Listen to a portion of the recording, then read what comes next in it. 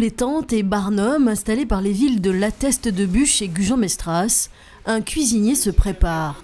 Par tous les temps, le Basque du Bassin propose aux salariés de la fabrique de masques de déjeuner sur place. Le matin, je suis là à l'entrée et je leur demande si elles veulent manger et ce qu'elles veulent manger. Comme ça, après, selon le nombre, je commande en quantité pour pas, moi, avoir de perte.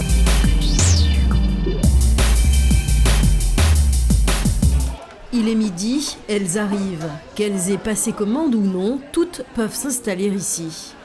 Par affinité ou entre copines, elles se détendent le temps du repas. Et déjà, il est temps d'y retourner. À l'intérieur, le travail se poursuit. Le tissu blanc tant attendu est enfin arrivé et l'organisation a un peu changé.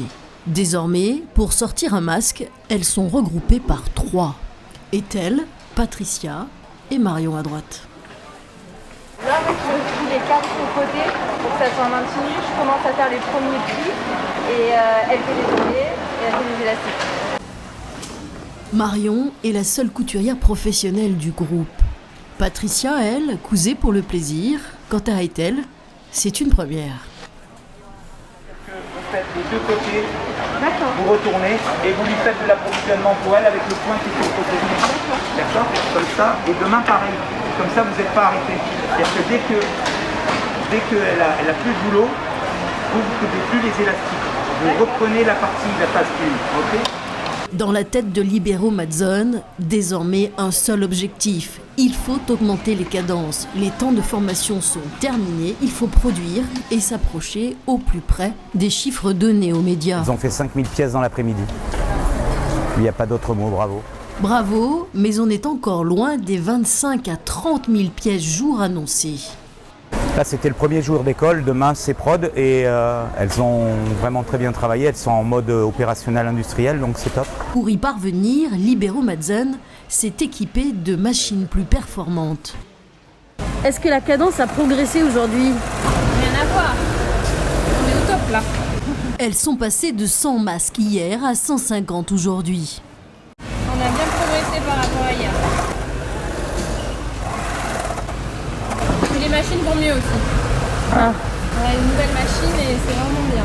Du coup, il y a moins de soucis et on va plus vite. Et c'est ainsi à toutes les tables.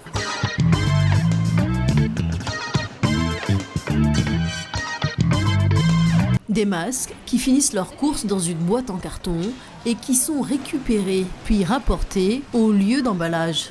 Un par un, ils sont emballés dans un sachet plastique avec une notice. Au logo de la Cobase pour la communauté d'agglomération du Sud-Bassin et avec celui de Bordeaux Métropole pour la métropole.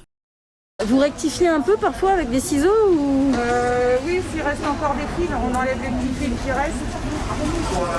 Et puis on vérifie que ce soit bien centré, que ce soit bien fait. Il y en a que vous remettez de côté ou... S'ils sont faits de travers et c'est les premiers qu'on a fait, c'est les essais, donc ils ne sont pas forcément au top.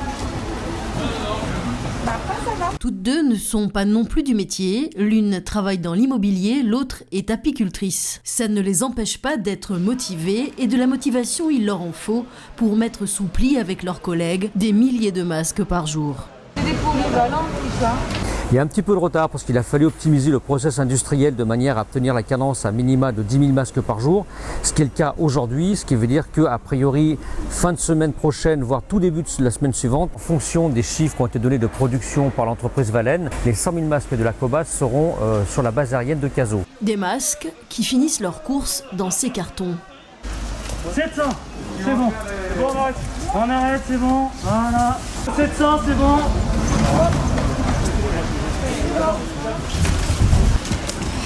Le sachet qui va par dessus. Donc là, ça veut dire quoi? Ça veut dire que c'est bon, on a 700 pièces. Ok, c'est envoyé. Et il y a 10 cartons? Là, il y a 10 cartons.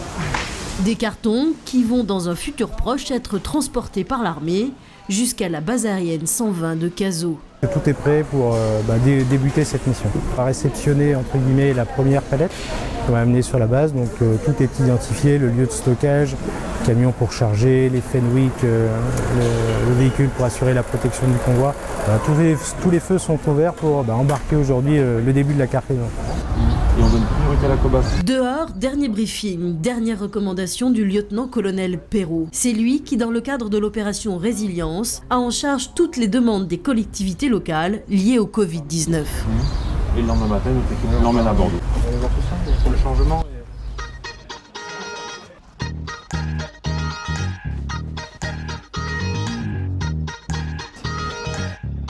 Mission réussie. Le premier chargement, constitué de 7000 masques, vient de quitter le parc des expositions. Et il n'est pas le seul. Pour les couturières, c'est aussi l'heure de la débauche.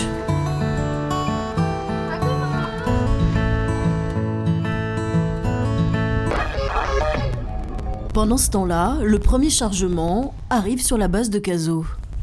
C'est là, dans l'un de ces entrepôts, que les masques vont être stockés. On les reçoit comme ceci, oui, donc on les recompte.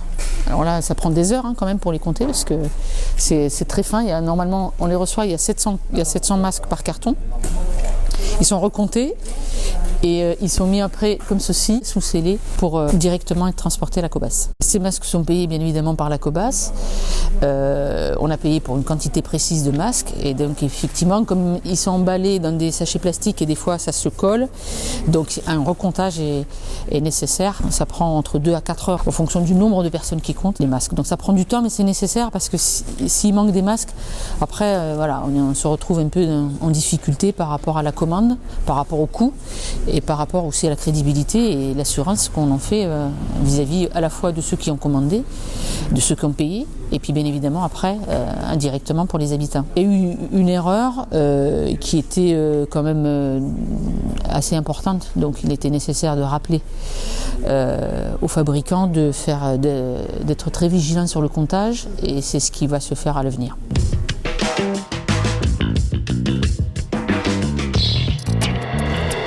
Est-ce qu'on est bon ? Oui, on a bien 700. Le compte est bon. Ce soir-là, outre la sous-préfète, la présidente de la Cobasse s'était rendue sur place.